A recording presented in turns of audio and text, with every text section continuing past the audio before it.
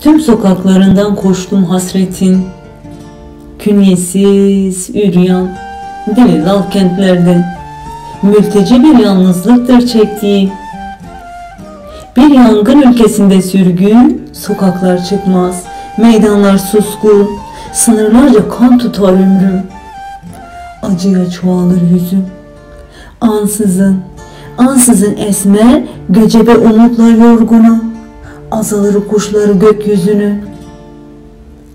Yoksul bulutlar doğurur sabah ezanı, yağmur, yağmur soluğunu yitirir geceden. Ben tüm sabahlarından içerim dünyanın, ellerim çığlık içinde.